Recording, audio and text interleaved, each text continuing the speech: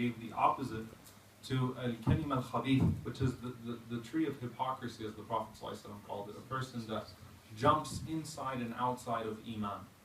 La ilaha ula wa la ilaha ula.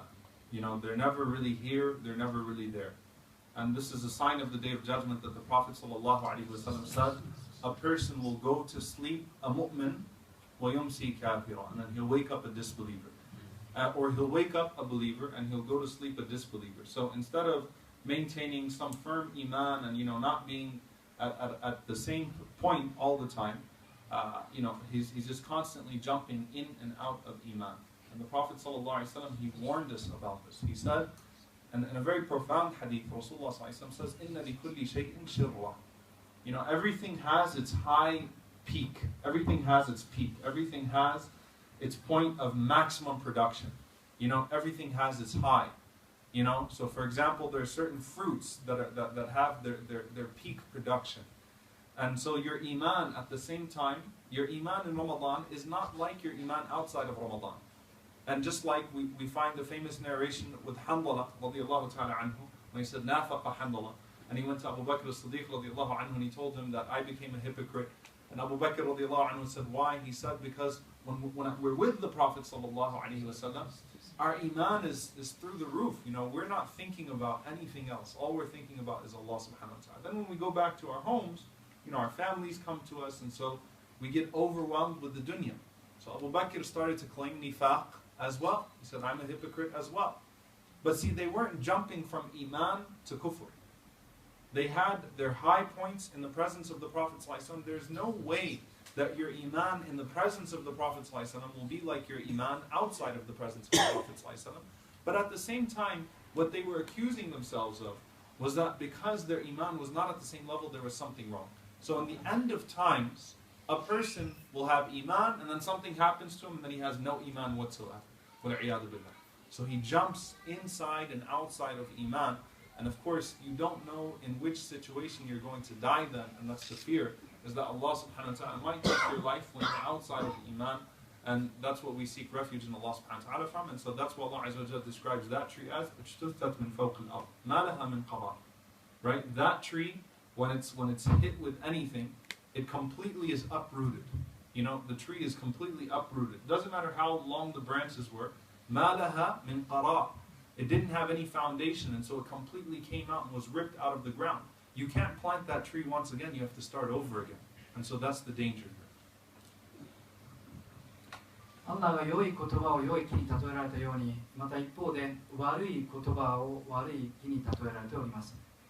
それはいわば信仰をある時は持っていながら信仰から出たり入ったりするような人のこと。ですので、ある時はまた預言者ムハンマド様の言葉にありますけれども、アリスラトワサラム、朝起きた時には信徒として目覚めておきながら、日が暮れる頃には不信徒となってしまうような人たちが、審判の日が近づくと数多く現れるようになるでしょうと。そのように信仰を行ったり来たりするような人、それがいわば最悪のケースなわけですけれども、預言者ムハンマド様の言葉に、すべてのものにはアリスラトワサラム、すべてのものにはその頂点がありますというものがありますが、例えばある果物一つを取ってみても、その最高の年間を通じて最大の生産量を、誇る時期というのがあれば、そうでない時もあるというように、例えばここでサハーバの一つのエピソードをご紹介するならば、皆さんもよくご存知のハンザラ様がある時このような苦情を訴えました。私が預言者ムハンマド様と共にいるときはアリスラトワサラム、常にアンナのことを考え、常にアンナのことを思って、もう信仰で私の心は満ち満ちているわけですけれども、ひとたび家族のもとに帰ってしまうと、家族のことに気を取られて、その状態ではなくなってしまう。つまりもう私はダメです。私は偽善者になってしまいましたということをアブバクル様に伝えたところ、アブバクル様も非常にソフトで感じやすい人でしたから、その話を聞いて、それを言うならば私もその通りだということで、2人して預言者ムハンマド様のもとに苦情を訴えに行ったところ、アリスラトワサラムというエピソードがございましたが、彼らの状態というのは決して信仰の外に出るようなことはなかったわけで、信仰のその最高点からまたそうでないレベルには行ったかもしれませんけれども、決して外に出ることはなかったと。注意すべきは、我々が心して注意すべきは信仰の外に出てしまう。中には皆さんもご存知の通り、中には何か自分が乗り越えられない困難に出くわすことでもうダメだと、もう嫌だと投げやりになって、それこそ信仰を投げ捨ててしまうような人もあると。それこそは避けなければならない、注意しなければならないことであるわけです。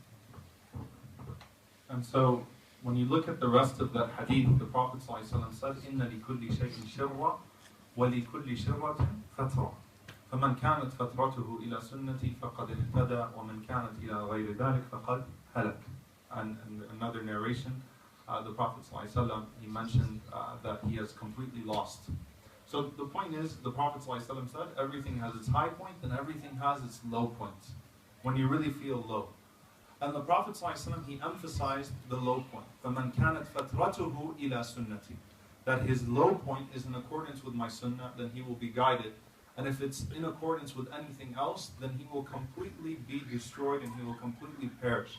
Now notice the Prophet ﷺ emphasized the fatra and not the shirra. Why? Because it's very easy, when you're in Ramadan to pray Taraweeh. It's very easy when you're feeling good and when everything is good in life and you just got married or whatever it is, or you just got a new job, to go into and to make a lot of dua, or to read a lot of Quran. It's very easy to do it at those points. But the fatra is where your true iman shows, is where whether or not the foundation is firm will show or not when you're at your low point. And so the fatra of the believer is accompanied by three things. The ulama say it's accompanied by three things. Number one, he never lets go of his fara'id. He never lets go of his mandatory things. It doesn't matter if I don't feel like it right now, if I don't feel close to Allah subhanahu wa ta'ala. Salah is here, I have to pray. Maybe I'm not feeling great right now, maybe I'm not going to be able to pray sunnahs and qiyamul layl, but at the same time, salah is fard. And salah is there, and I have to pray my prayer on time. Right? It doesn't matter if I'm feeling good or not, I have to fast Ramadan. I have to do the mandatory things. So that's the first thing. And a lot of times, one of the problems is that we treat religion differently than the way we treat dunya. What that means is, can you imagine if you only went to work when you felt like it? You woke up in the morning and you said, you know what, I don't feel like going to work today, I'm just going to stay home today. Then you'd have no money, right? You'd be completely bankrupt. No one would make a living that way. You go to work still at 9 o'clock or 8 o'clock, whatever it is, even if you don't feel like it, because you have to make a living from a worldly perspective. So from a spiritually perspective, even if I'm not feeling driven towards my salah, I have to do the maktuba. I have to do that which is fard. I can't leave that. So that's number one. The second thing is that he leaves haram. Ijtinab al-haram. Particularly al-kaba'ir, the major sins. Particularly those. What that means is that you'll find many times people that are very, very, very enthusiastic about the faith, very enthusiastic one day, young people in particular, right? And then, they're praying one day and they're all in and mashallah growing a beard and wearing thawb and all kinds of things, and then 1 week later they're drinking alcohol, right? Or now you have a girlfriend, or now you have a boyfriend, right? Whatever. 1 week later, not only did you lose the salah and did you lose the masjid, no, now you're not only back to square one, you're less. You fell behind. And so what shaitan tries to do is he comes to you when you're feeling low and he says, look, you're low anyway. You might as well do this as well. Go ahead and do this, and do this, and do this, and do this. And Imam Hassan al-Basri rahimahullah, he said that the greatest punishment for a sin is that Allah subhanahu wa ta'ala allows you to sin again. Because you start to feel al-bu'd, you start to feel distance from Allah subhanahu wa ta'ala. So you go further and further and further away. So even if I'm not feeling too motivated towards Allah subhanahu wa ta'ala, still, I'm not going to let myself fall into haram. And the third one is that he still has a shawq, he still has the longing to get back to the voluntary deeds, to the nawafil, to the good things. He still has that desire that, maybe today I'm not going to do as much as I used to do, but at the same time I'm going to work at it. Let me readjust my goals and let me see how to get back at it while I keep my thawb and I avoid the haram, and I still long for the sunnahs and for the nawafil and the voluntary things. That's the fatra, that's the low point of the believer. 預言者ムハンマド様がすべてのものには頂点があると、その最高潮があると言われていると同時に、すべてのものには不調期があると、その落ち込む時があるというふうに言われているのも確かにです。例えばですので、その落ち込んだ時こそが信徒の進化が問われる時とも言えるわけです。絶好調な時、ラマダンの時に皆がアッラーに立ち返る時期、皆がイバダに信仰行為に励んで、その雰囲気があってあれこれとやりやすくなる時期に、自分の信仰もまた絶好調を感じる、好調だということを感じるのは誰にもよくあることでしょう。そうした時に良いことをたくさんいつも以上にするのはたやすいことですが、肝心なのはどうも調子が良くない、不調な時、落ち込んでいる時にどうするか、そこでこそ信徒の進化が問われると言っても過言ではないわけです。また学者先生たちによれば、信徒が落ち込んだ時っていうのは、その人が信徒であって、先ほどお話ししたように信仰の外に出ない限り3つの基本は守り続けるというわけです。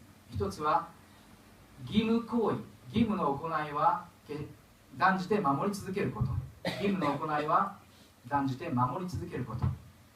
例えば皆さん、今日は気分が乗らないから仕事には行かないっていうようなことは言いませんよねと。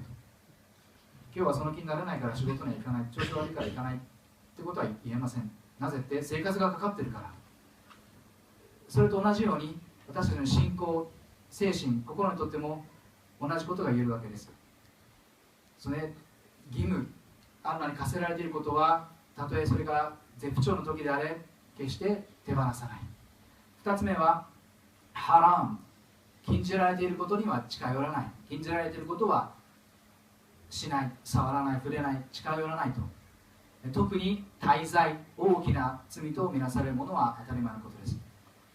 よく耳にする話としては、特に若者に多い傾向とされますけれども、それまで、あまり熱心でなかった遊びほうけていた人がひとたび宗教に、信仰に目覚めると、熱病のごとくものすごい熱心な様子を、素振りを見せ、それこそ姿形から、熱心さを発揮するわけですけども、見せるようになるわけですけども、1週間後にはその片鱗はおろか、もうサラームしないどころか、お酒を飲んでいたりですとか、結婚前の異性行為をしたりですとか、あらぬことをしている。つまり一歩前進したどころか2歩3歩後退してしまった、元の木阿弥でなんかない方が良かった方にまで変えてしまう、そんな傾向がまま見られます。そうではなくて、たとえどんなに不調な時であれ、信とたるものはハラム、すべきでないことはしない。3つ目はあの頃に戻りたいと。あの好調だった頃、絶好調だった頃に戻りたい。どうにかしてあの頃を取り戻したいと。あの頃の自分の状態を取り戻したい。そういう気持ちを、そういう憧れを、思いを持ち続けることだと言います。つまり義務の行いは決して手放さない、守り続けるということ。そしてハラームは避け続ける。そして良かった頃に戻りたいという、取り戻したいという気持ちを持ち続ける。それが不調な時の信徒の状態だということです。